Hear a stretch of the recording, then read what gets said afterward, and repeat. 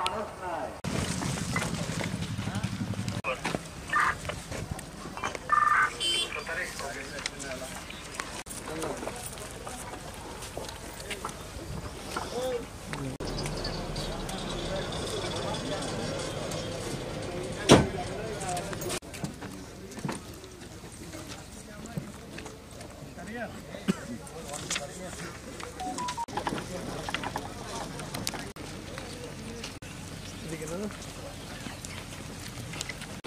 না পরিবেশ নেই দাদা, সেই পরিবেশকে পাওয়া যায় না, ম্যাক্সিমাম গাছ দিয়ে পাওয়া যায়।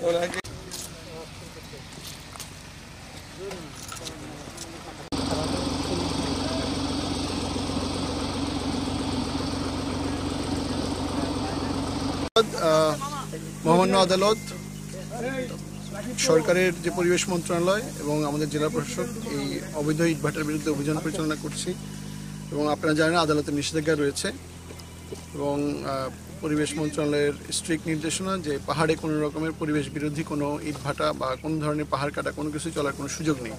তারই পরিপ্রেক্ষিতে আমরা জেলা প্রশাসক স্যারের নির্দেশনায় এবং উপজেলা প্রশাসন সদর আমরা আজকে 5টা ইটভাটায় অভিযান পরিচালনা করি এবং প্রত্যেকটা এর মধ্যে 3টা ইটভাটাকে আমরা 50,000 টাকা করে 1.5 লক্ষ টাকা জরিমানা করি এবং এখানে ফায়ার সার্ভিস আছে, পুলিশ বিভাগ আছে, বন বিভাগ আছে।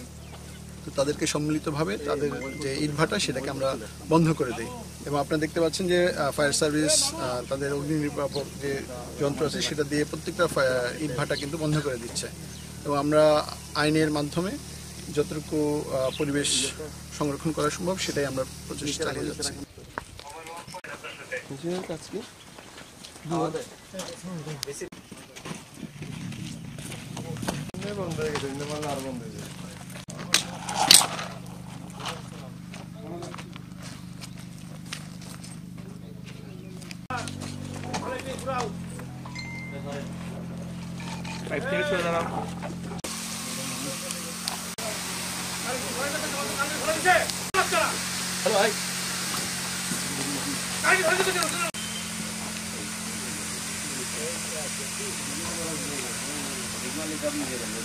আমাদের অর্ডারের কোনো আমাদের লাইসেন্স নাই, শুধু এটাই আমাদের অপরাধ। আমরা পরিবেশসম্মত ভাটা করার পরও আমরা পরিবেশ অধিদপ্তরের ছাড়পত্র পাচ্ছি না, আমাদের ইট ভাটার লাইসেন্স পাচ্ছি না। লাইসেন্স না থাকার কারণেই আমাদের ইট ভাটা বন্ধ করে দিচ্ছেন প্রশাসন।